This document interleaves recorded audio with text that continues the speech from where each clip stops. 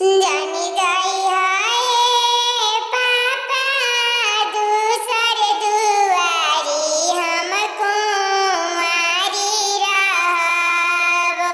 जानी जाई हाय चाचा दूसर दुआरी हम कुंवारी रहब।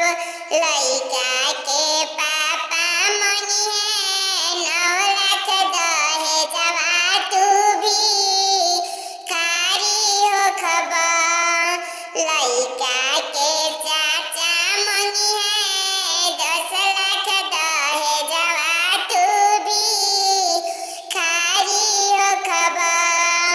हम जाइबे बेटी दोसर दुआरी भले भिखारी होखेब। दे हबै बेटी 9 लाख दहेजवा ना कुंवारी रखब। दे हबै बेटी 10 लाख दहेजवा ना कुंवारी रखब।